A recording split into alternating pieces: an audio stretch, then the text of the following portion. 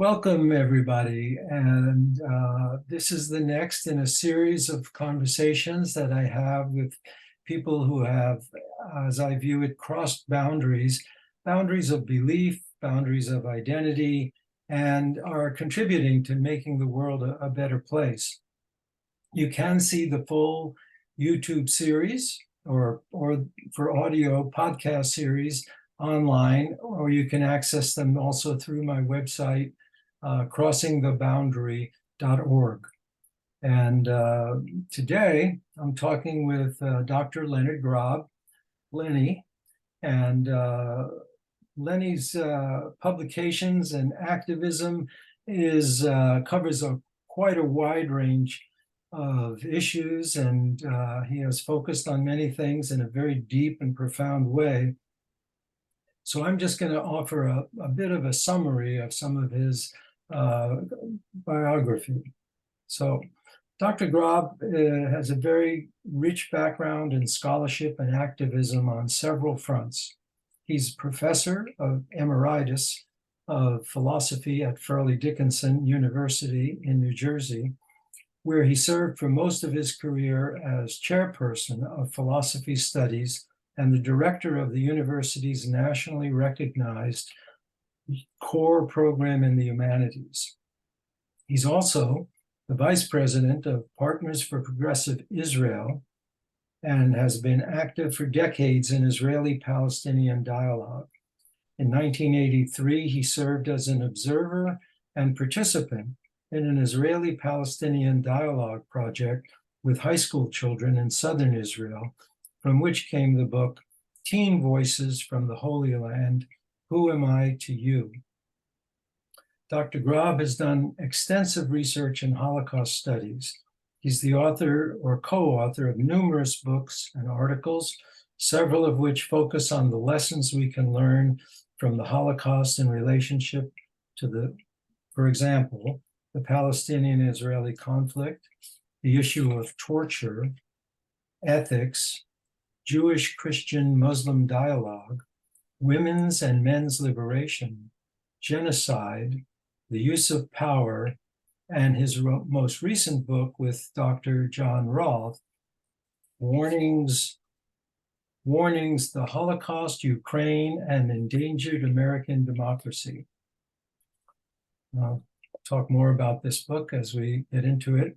As you can tell, Lenny does not shy away from the heavy subjects. Earlier in his career, Dr. Grob published extensively in the areas of the philosophy of dialogue and peace studies, focusing in particular on the philosophy of Martin Buber and Emmanuel Levinas. He's the co-editor of two anthologies based on Buber's philosophy. A Journey to Ukraine to uncover the history of the destruction of his father's family during the Holocaust led him to the study of genocide, a focal point of his research during the second half of his career. The Nazis killed all the members of his father's immediate family in Poland. And he has said, speaking about the lessons of the Holocaust and striving to make the world a better place is a way of memorializing the dead, particularly my own grandparents and other members of my father's family. He's a very active participant now, currently in an NGO committed to the resolution of the Israeli-Palestinian conflict, and he currently brings peace proposals to ambassadors and their deputies at the UN mission. I know Dr. Grob, Lenny, personally, and I know he's also, among all these other things, a devoted father, husband, grandfather, and friend to many in the surrounding community, including myself. So welcome, Lenny. Thank you so much, Alan, for that, and thanks for inviting me. Absolutely. My pleasure. And I'll begin our conversation by asking you to talk a little bit about your childhood upbringing and how it was with your parents, and how you feel maybe your ancestors and family in some ways influenced how you developed your ideas and your life direction.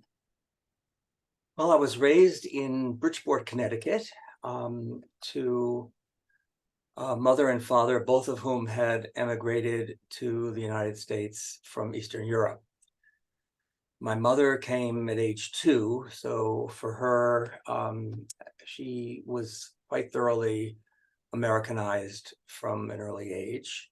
She came from Vilnius in Lithuania. My father came as a 17-year-old from Poland. And as Alan has mentioned, he was the only member of his family to leave Eastern Europe. The rest of them stayed behind and were murdered during the Holocaust. So my mother and father were quite different in certain respects, though both of them spoke Yiddish at home when they didn't want me to understand what they were saying. Both my parents were observant Jews. They came from families that were, I think, more highly observant than they became. They owned a small department store called Grob's Department Store in Bridgeport, and the store remained open on the Sabbath, but they had a kosher home. They even ate kosher food outside the home.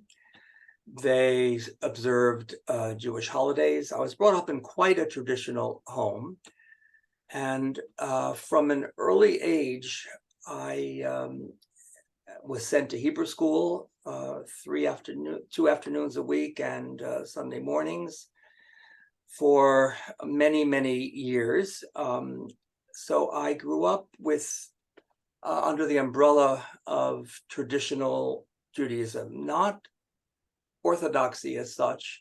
My parents and I belonged to a conservative synagogue, and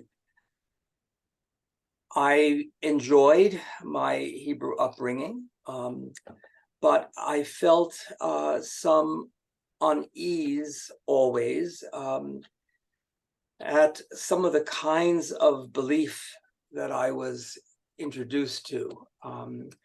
I found it very hard to encounter the kind of God that my parents believed in, and many in the synagogue that I attended.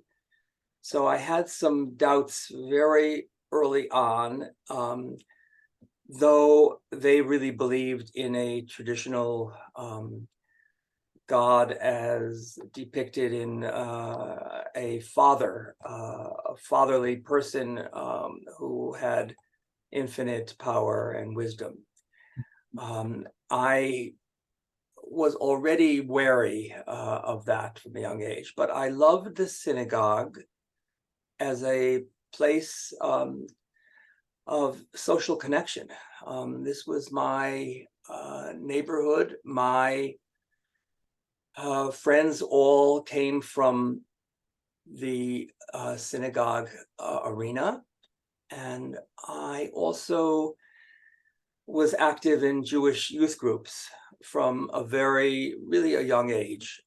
So Judaism was really a part of me, and even after my bar mitzvah, I decided to keep kosher, which I did until the age of 21, and also lay tefillin, the phylacteries, that every morning in prayer.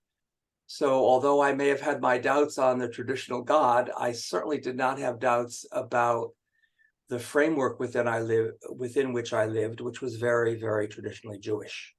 Mm-hmm. Right. Well, thank you. So would you say that values came along with that association of Jewish religious practice or the context of your family's beliefs? And did any of that come into the realm of politics, which you later became somewhat involved in? Yes, I think that what happened to me, I had thought of entering the rabbinate, and actually had my initial interview with the Jewish Theological Seminary. So this at must have been when you were like college age. college age, yes. Yeah. Yeah. Alan, were you asking more about earlier? Well, about the same time period you were talking Yeah. about, do you feel that you inherited or were immersed in or even questioned not only the patriarchal God, Father God in the sky, so to speak, but the values that were associated with Judaism or the Jewish culture? And Yeah. I was very taken with the prophetic tradition. I will say that there were many instances in which I felt very proud to be a Jew. I think the doubts really began to creep into me late in college. This was the beginning of the 60s, actually toward the middle of 60s. And I was part of this revolution in ideas and practice. And I had spent a year in Israel. I was awarded a scholarship by the Jewish Agency, whose desire was to have people spend a year in Israel and then return and emigrate to Israel. It was during that time, actually, that I was given a very traditional Zionist education. That came into question when the 60s hit. I was at Yale University and was beginning to be exposed to new sets of ideas. I had non-Christian friends for the first time. non-Jewish friends. Non-Jewish friends, I'm sorry, non-Jewish friends. Yeah. Thank you, Ellen. I also, in my first marriage, my then wife, Naomi, was in full-fledged rebellion from her years at Yeshiva Flatbush. And I kind of caught on to the revolution in ideas and really left behind a lot of the traditions. I stopped praying in the morning. I stopped being kosher. And I also came to understand at that time that my Zionism was a traditional nationalism and that I wasn't open to the global world, to the globe, and wasn't a critic of nationalism, which was, I think, part of a lot of what was happening in the 60s. So I really spent my earlier years at graduate school quite removed from my roots in Judaism. Let me go back just a minute. Sure. You went through a period in your younger years of rejecting or really seriously questioning, bringing into doubt the God concept or Yes. that was being promoted by or your parents and the community at large. Then you decided to become a rabbi. Was there a change in belief at that point? Before you, when you were going to become a rabbi, not when you were ending up in the 60s movement and Right. rejecting that. Did you somehow have a revelation or a feeling that, okay, I can go with this God religion? What happened is my social milieu was such that my closest friends were either talking about emigrating to Israel or becoming Hebrew educators or becoming rabbis. So it was much more of where I located myself with what group of close friends. I also enjoyed teaching. During my 4 years at Yale, I taught Hebrew school 4 afternoons a week and Sunday mornings to help put myself through college. I yes, being a rabbi interested me more in the sense of, I think, continuing to be a teacher and continuing in this social network Mm. that I had accustomed myself to. And then along, as you remembered, Ellen, I hit the 60s, and a different social milieu Mm. came about. And it wasn't just that. I think that I was maturing as a person and ready to examine my childhood and even my adolescence and early adulthood.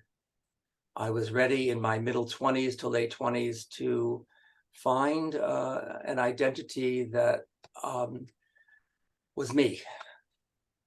And I think that I began to find it with my deciding to study philosophy. Mm. This certainly broadened my horizons.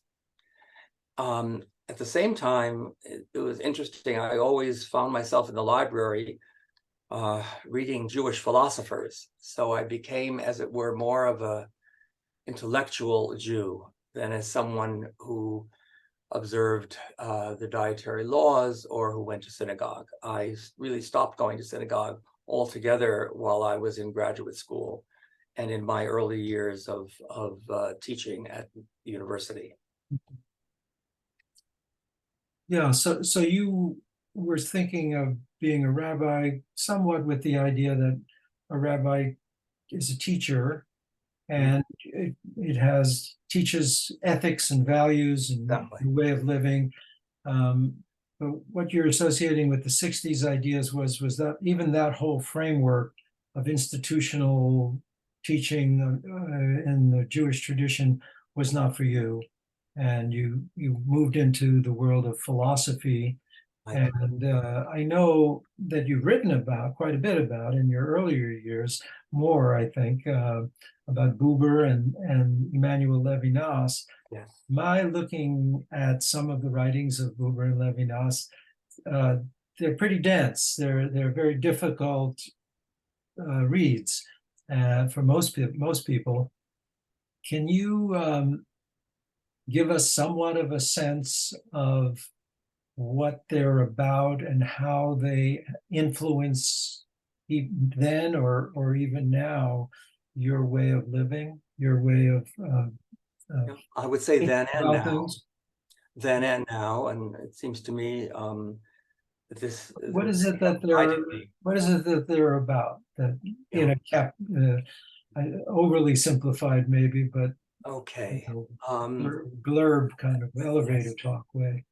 I think that reading Buber first and Levinas a little bit later, though they're on the same track, Hmm. um, I began to question the notion of the solitary ego as as a kind of atom whose needs and whose self-interest, was the driving force behind um, the human condition. Buber says in the beginning is relation.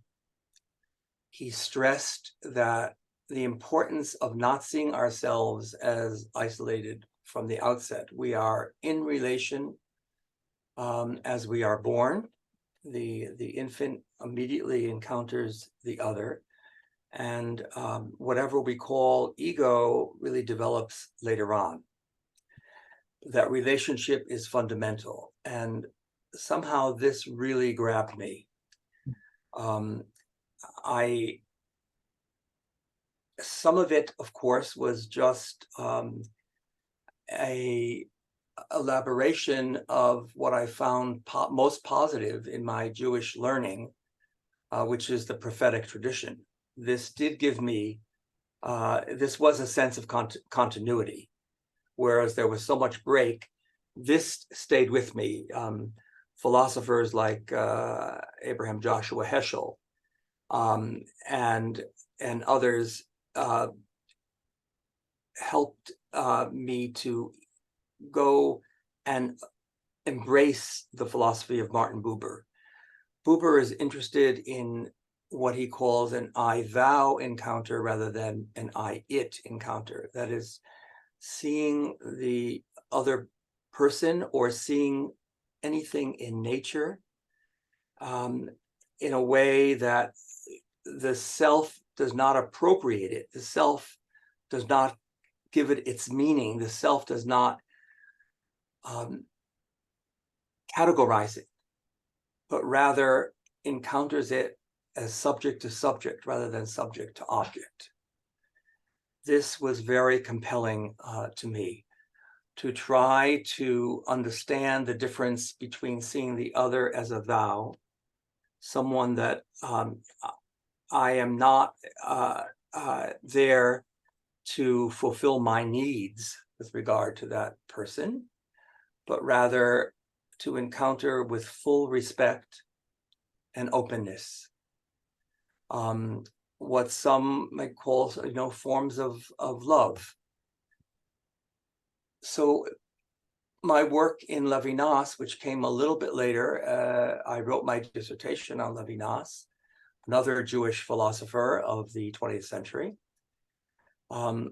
Levinas really says something very similar to Buber when he says that it's not true that our humanity is constituted by the fact that we are a solitary ego thinking.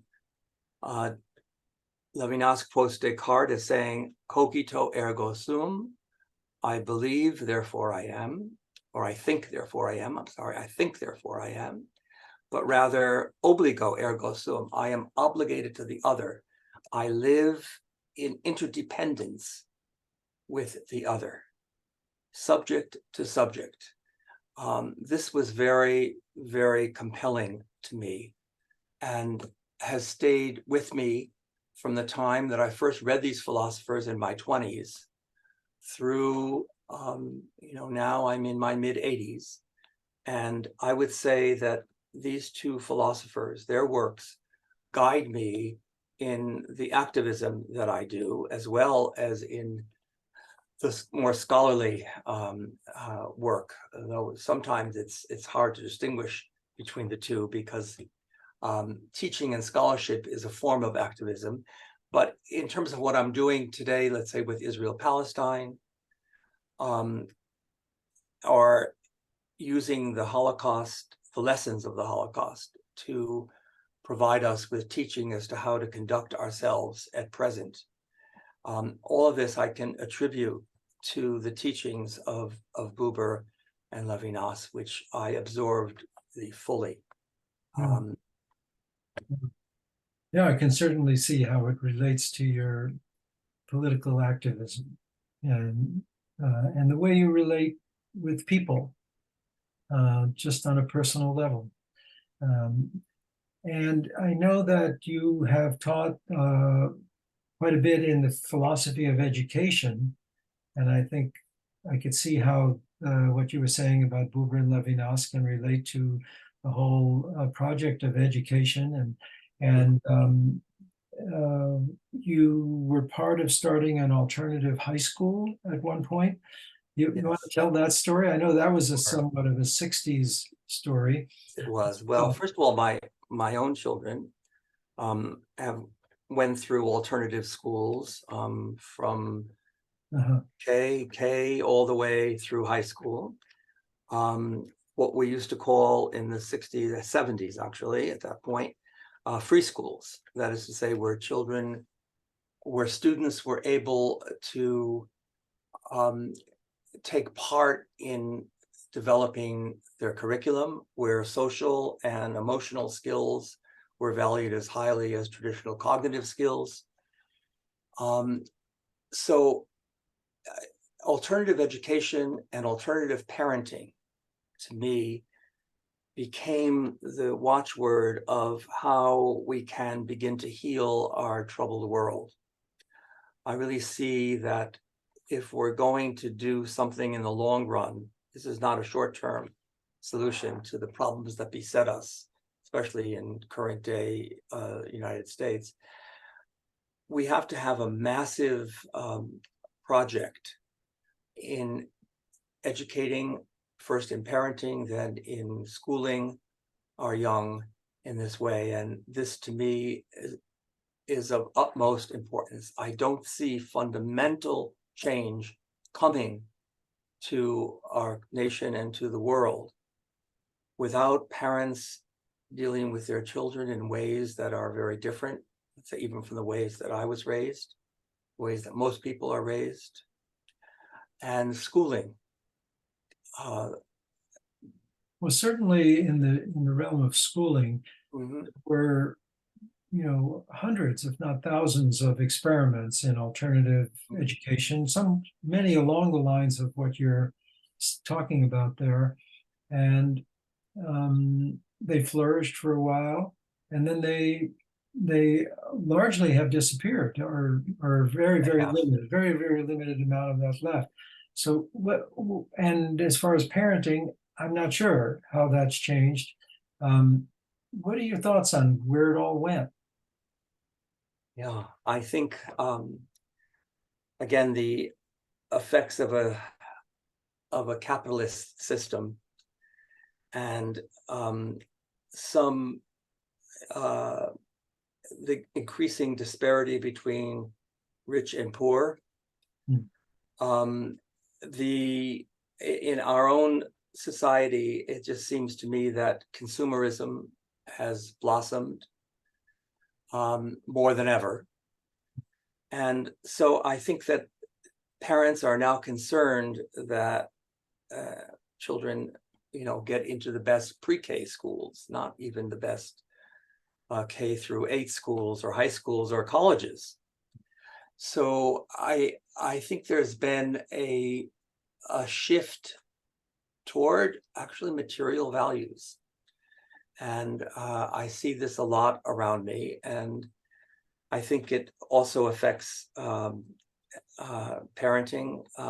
Parents want children to succeed, and their notion of success is quite narrow. So for me, for example, it was, you mentioned, Alan, the founding of a alternative high school.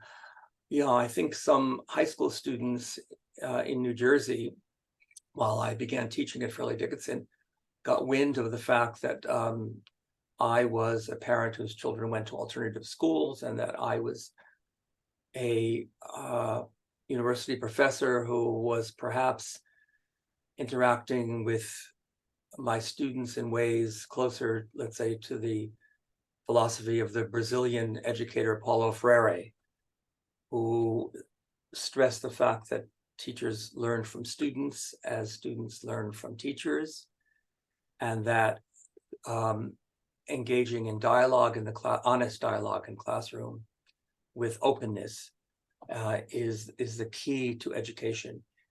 So when some high school students got wind of this, they asked me and some others who felt the same way if we would begin volunteering at a high school. And they told their parents that they were going to drop out of their traditional high schools. And we began to serve as volunteers after they dropped out. And eventually the parents funded some permanent teachers. But in my first few years at Fairleigh Dickinson, I taught on Monday, Wednesday, and Friday at the university, and Tuesday and Thursday at what was called the Bergen County Free High School, which I helped to found. So this, I really believe that this is where this is something revolutionary, that how we parent and how we teach is critical to our future.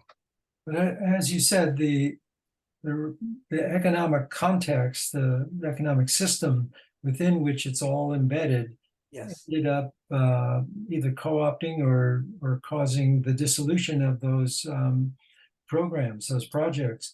And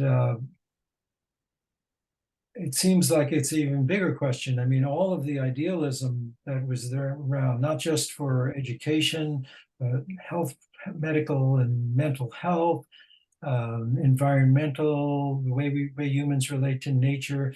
There was so much optimism, and there was so much revolutionary, in a positive sense, energies and experimentation. And in all of those areas, it seems to have dissolved once again. And so I'm wondering if your original philosophical questions about the ego being the primary cause of distress or suffering or ignorance isn't something that needs to be looked at before we can, Absolutely. not before necessarily, but while we're trying to change institutional systems. Yes, they have to be changed simultaneously. Uh, I think that the human condition is such that there's always going to be a struggle between what we call self-interest and regard for the other. And I do think the balance has been tipped. As you note, this is no longer the 60s and 70s. The optimism that we had at that time has been tempered.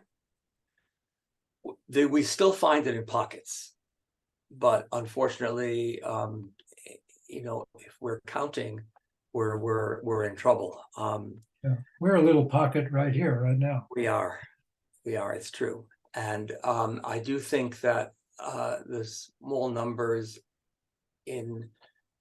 if their quality is such, then the quantity is a little less important. And we know that there are thinkers who have had influence on our world. I count Buber and Levinas among them.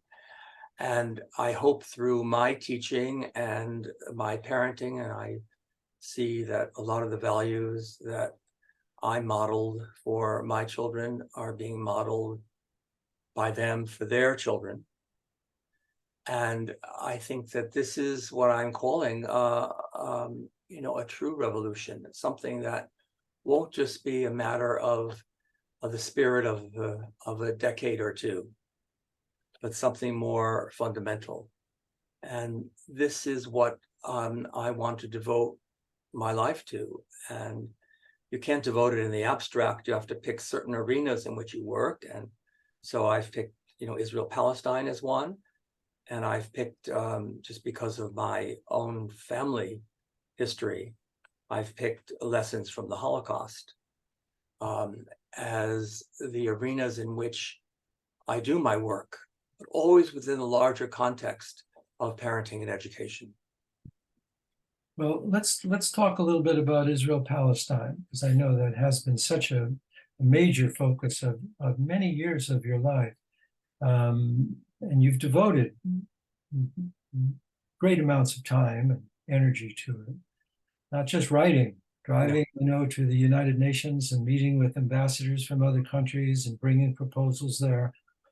The current situation, the jolt to the right wing side of things domestically in Israel and in terms of the treatment of the Palestinian people, had shocked many traditional supporters of Israel.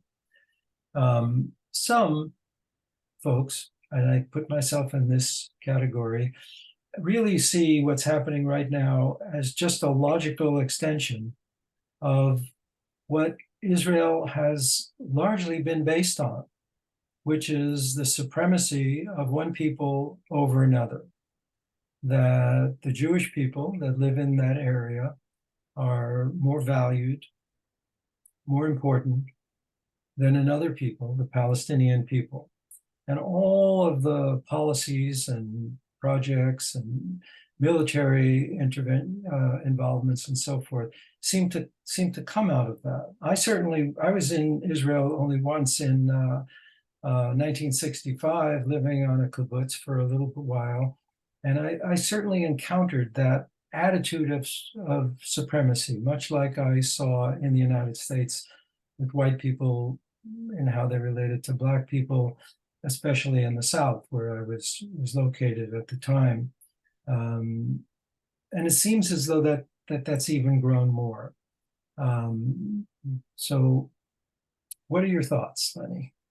Yeah, of course, ethno-nationalism, Jewish supremacy in this particular instance is it's a terrible problem. And I see what's happening in Israel as an outgrowth of an unchallenged Jewish supremacy.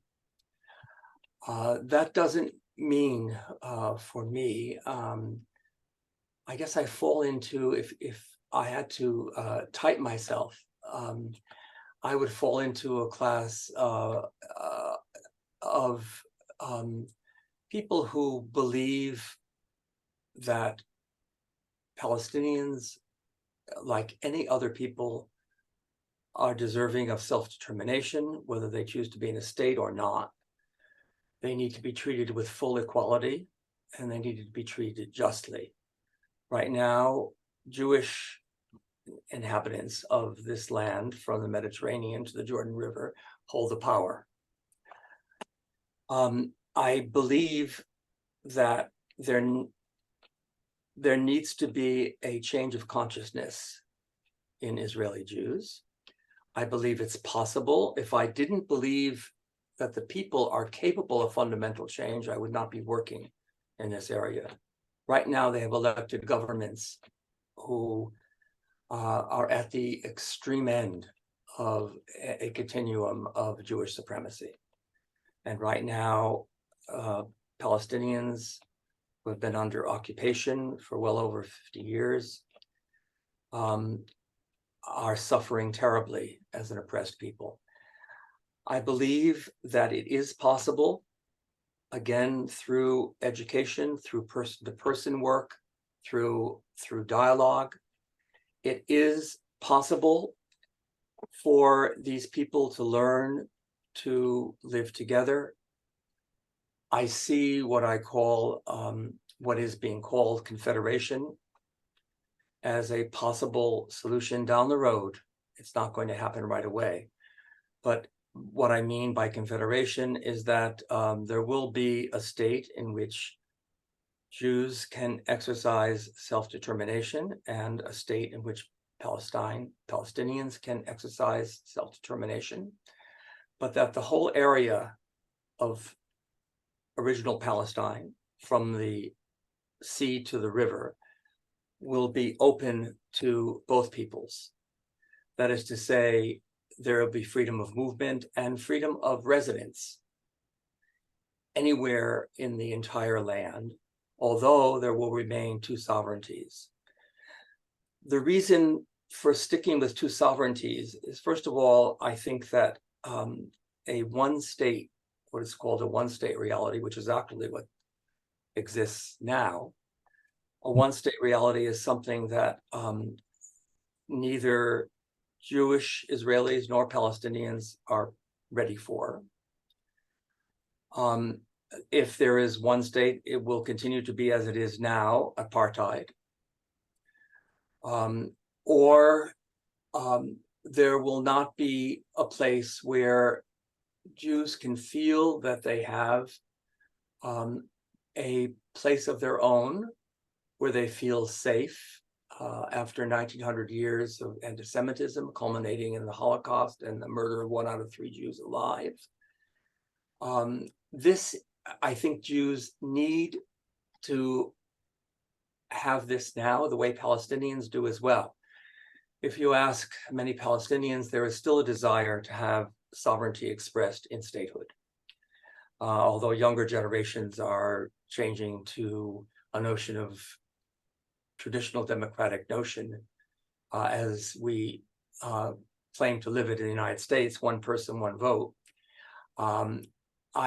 I think that confederation, where the dream of the whole is realized by everyone, all the people living, all the 15 or so million people living in the region, while there still is two sovereignties, and there is no longer the supremacy of one sovereignty over the other. This has to stop. Yeah. I know there are a number of proposals for different versions of what you're calling confederacy.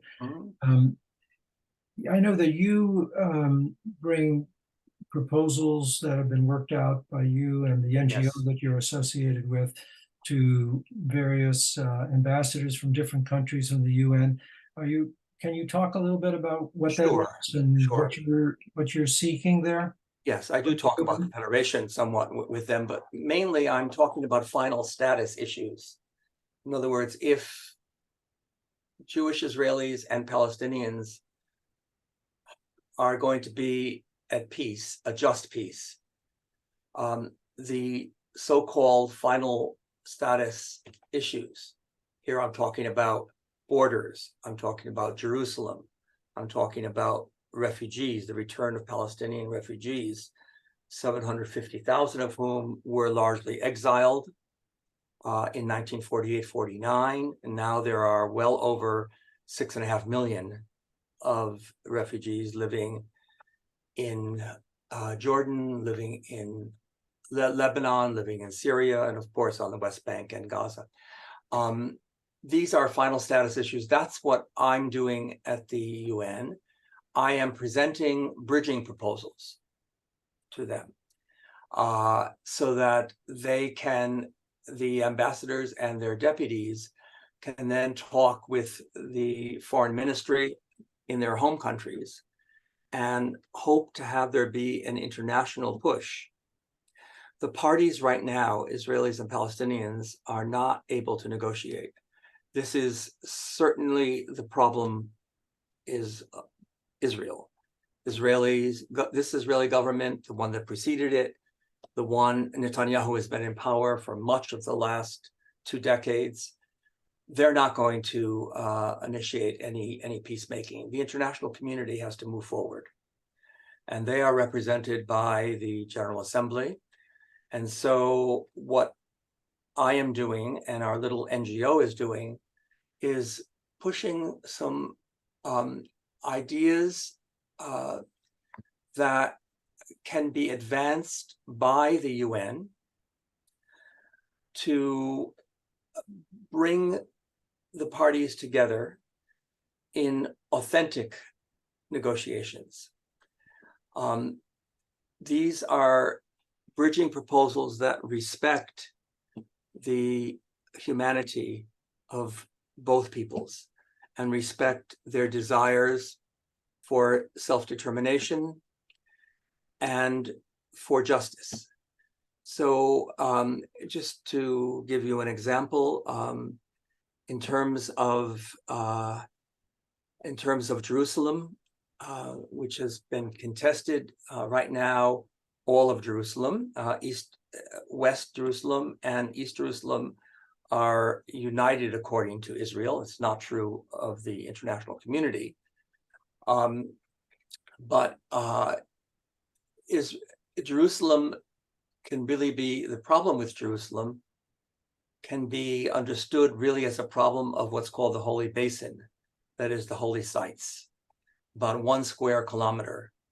And where our little NGO, the bridging proposal that I'm talking about, is one that says that this 1 square kilometer where the Western Wall exists and where Al-Aqsa exists, the Temple Mount, Haram al-Sharif, that this will be under the sovereignty of God. That is to say, in effect, that there will be an indefinite suspension of sovereignty claims. That since the God of the two peoples is a common God, Islam and Judaism, the people themselves will suspend their desire to own, to rule the city, this part of the city. And instead, there will be just a committee of administrators who will govern this square kilometer of the holy sites. So this is just to give you one example of the kind of bridging proposal that I put forward when I go, and we have one on refugees and so on. And borders, the one on borders is much closer, let's say, to the Confederation idea that I put forward.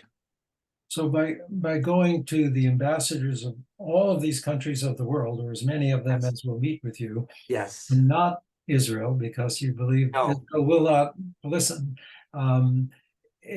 it's a little bit in tension with the idea that the Israeli people will somehow change their consciousness. It sounds Yeah, like the vehicle for changing their consciousness is pressure from the outside world. I see no other. I see Yeah, no other no, I way think that we're it's on the going to same page change. there. Yeah. I think also we've been working a lot with Palestinian leadership. It's very hard for an oppressed people to take any initiative, and we understand that. But we've been urging the Palestinian community to work with the UN and to advance ideas of their own. Ideas can't come from a little NGO called the International Peace Consultancy, run by Leonard Grob and Jerome Siegel. The ideas have to come from the people. Yeah. And since Israelis are not going, the Israeli government is not going to do anything, we hope that the Palestinian people and their government will work with us to advance the idea of the international community, helping to bridge the gap. Well, I know we could go on and on about Israel Palestine for many hours, if not just about this hour. But I wanted to come to your book. Is this showing up backwards on the screen? No, it's showing up correctly. Okay, it does on mine. So warnings, and congratulations on your latest book that you've come up with. I know it takes a lot of work to put a book like that together, and you've even told me about some of the project of making this particular book, how it came about. What would you say was your primary motivation in doing that, in taking the time and working the hours and research and so forth to make this book? I feel it was more of a call, a summons. It wasn't just that I sat down with my co-author, John Roth, and said, let's write a book.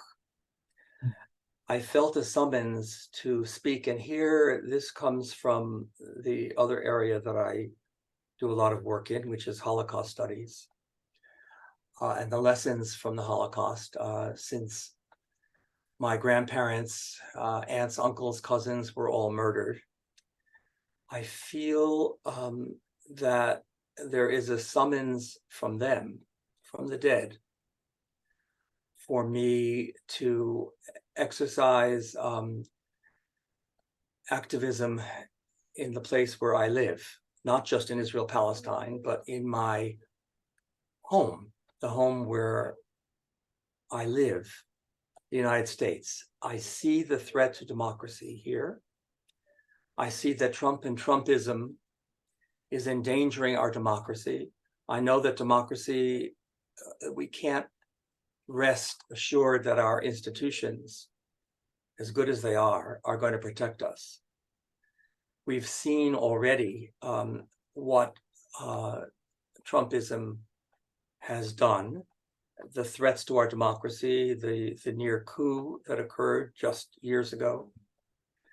I felt that called upon to say my word with regard to this and to apply the lessons of what happened in Germany in the 1930s, the fall of democracy, the warning signs that were there and that were neglected by the German people. We're seeing some of the same warning signs here today. We're seeing the lying. We're seeing the failure of people to act, to be bystanders, the Republican Party as bystanders to what's going on, failing to speak out. I see many of the same signs at work, and so I felt that I could use some of my expertise and my co-author's expertise as well. He's a Holocaust scholar also, to point out to my fellow Americans that we need to be alarmed. We need to be up in arms about what is happening to us. And we look at it, John and I look at it through the lens of the Holocaust. We are scholars. And we're not doing it as an academic exercise. We're doing it because we see some of the same things happening today in the United States that were present in Germany in the 1930s. So that's what this book is about. You're very aware, I know, of the many, many times that people misuse labeling things like the Holocaust, like Yes. leading up to the Holocaust, like Nazis and so forth. Mhm. How did you feel you navigated that issue in writing this It's a piece? treacherous, it's a path that you can easily fall into a trap, as you say. We use the word Nazi and the word Holocaust is bandied about. First of all, we're talking about warning signs for genocide in general. Because I have studied the Holocaust as a person who had family murdered during the Holocaust, I could have taken other genocides and could have seen some of the warning signs as well. Also, the fact that Germany was a Western country made it a lot easier for me to find parallels. I think that even though the word Holocaust appears in the title, this is not a Holocaust-centered book. This is a book centered about the fall of the Weimar Republic. In the years, the Weimar Republic was 1919 to 1933. The signs in the after Hitler took over in 33, from 33 to 39, the outbreak of World War II, the signs began to deepen. And so I don't throw around the term Holocaust easily. I say these are warning signs of genocide. And in terms of Nazis, we're very careful to use it only as an historian would, to talk about which party actually came to power in 1933, to talk about Nazis descriptively and not to use the term in the way it is used with rancor and without any thought behind it. Thank you for that. You know, I want to offer one sort of challenging question, because it was in my mind as I was reading the book that and I didn't even realize until after I read the book that the subtitle had Ukraine in the subtitle. It's called Warnings, the Holocaust, Ukraine, and Endangered American Democracy. I was thinking about the endangered American democracy as being what this was about, and I'm finding on almost every page, Putin and Ukraine are mentioned again and again and again. Now, the Russian invasion of Ukraine was clearly a violation of international norms, and was horrible and evil in the way that invasions of other countries are. But it seems to be that the book poses this as part of the demise of democracy in the world, and that the United States needs to be that which stands up for the democracy of the world. Democracy is growing in the world. Now, the United States invaded Iraq, and hundreds of thousands of people, this is not even to mention Vietnam, hundreds of thousands of people died. In Afghanistan, same thing. Throughout many, many parts of the world, the United States has, through the CIA and other agencies and direct military interventions, demolished democracies in the world, dismantled them, and installed their own puppet regimes again and again. And so I'm wondering if you feel at all that the way that Ukraine was talked about in the book, again, not defending, I'm not at all defending Russia's invasion of Ukraine. I don't think it was in any way defensible, but that there was a one-sidedness to that portrayal in terms of the relevance to our democracy at home and democracy in the world.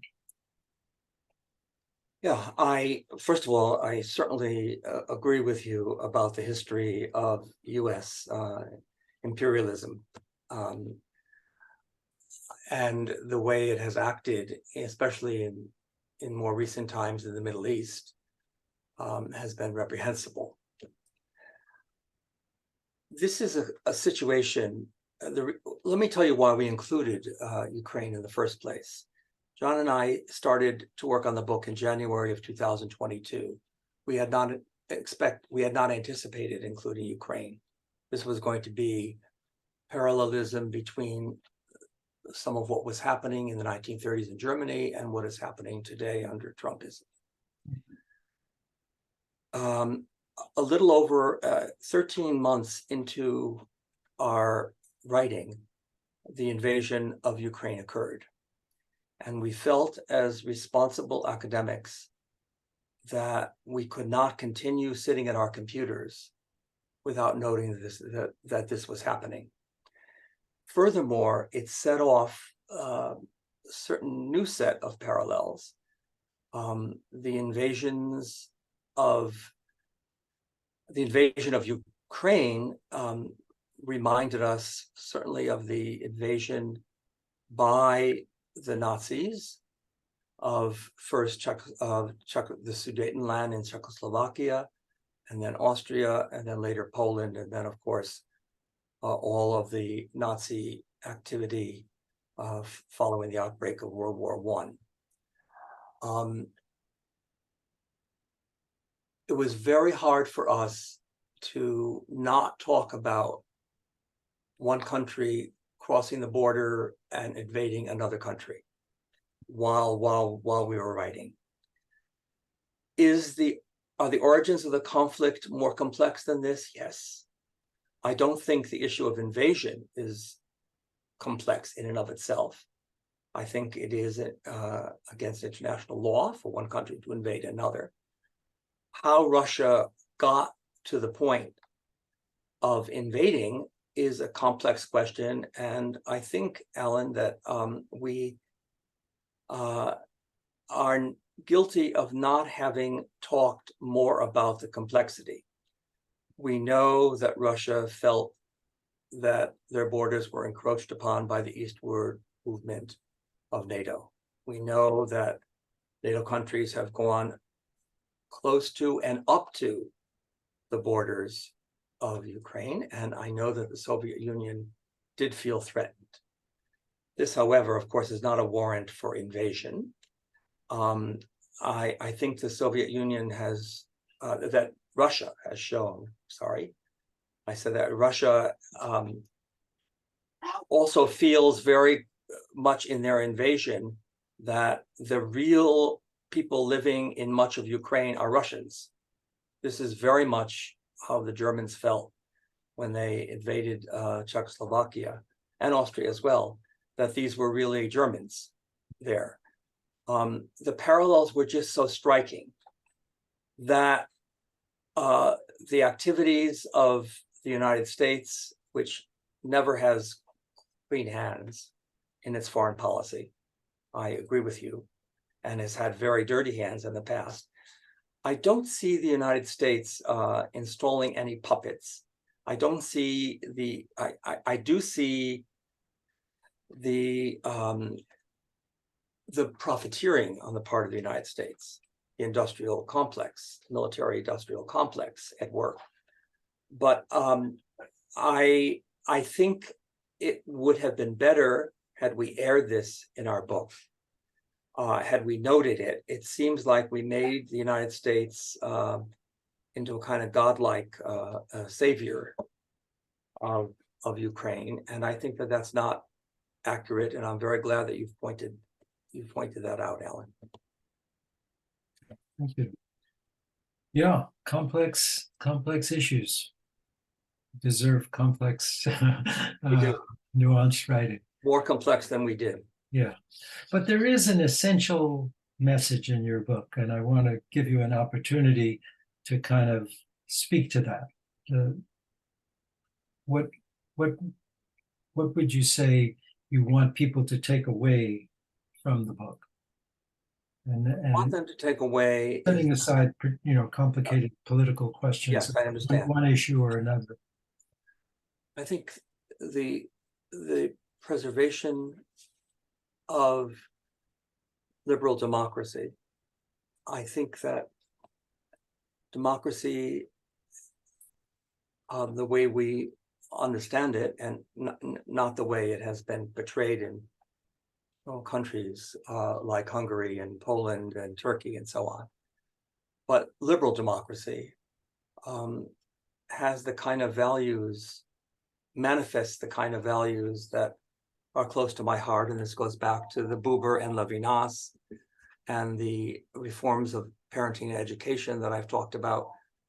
I think that it respects the fundamental personhood, the humanity of the other. And I see that diminished in the United States today. I don't think the United States is on the verge of genocide, as was Germany in the 30s. I don't see that happening at all. I don't think that Trumpists are what are akin to the extreme among the Germans in the early 30s.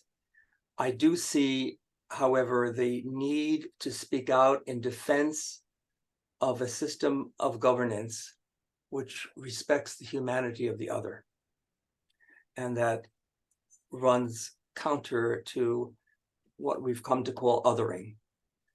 And I think that I see this happening now in my own home country, and I want to use whatever expertise I have to sound the alarm.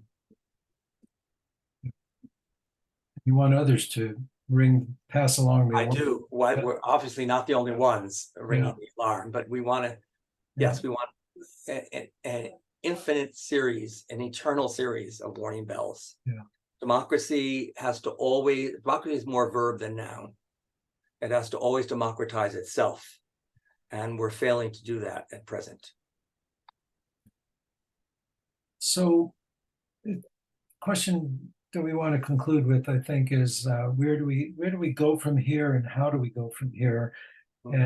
And let me just ask you, do you remain hopeful? Do you still have hope? And what is it in you, whether from your philosophy or from wherever it comes from, that keeps you motivated, that keeps you in your mid-80s, where many people would just play golf and or whatever and watch YouTubes, right. At it? Yeah, I'm not the golf player for sure. Well, or whatever. Yeah. Whatever. Yes, I'm not casting aspersion on golfing, but I want to have a certain kind of retirement, which is totally active. And let me say this, I refuse to give in to despair. I think that this is a dead end. I not just want to keep the hope alive, I feel driven to keep the hope. I think both because of the philosophical underpinnings that I've noted, and also because of the history of my family being murdered in a genocide. I feel that the dead are speaking to me. And they're not only speaking to me, they're speaking through me to keep working, to keep going in the realms that I've chosen. One is Israel-Palestine, the other is my own country, and the threats to democracy before us. I just don't see myself existing without continuing to work in these arenas. That's a beautiful way to conclude this conversation, which I've enjoyed so much, Lenny. I have so much respect for you and the work that you do. And Alan, you've been an inspiration to me, I have to say as well. Well, thank you. Okay, so folks, you can, well, you're watching this probably on YouTube. You can also share it with people and if people want audio, there's a podcast version of it, and you can see this and more links to other talks at my website, crossingtheboundary.org, which will also have links to more of Lenny's books and information about him. Thank you all for listening. Thanks, Alan. Mm.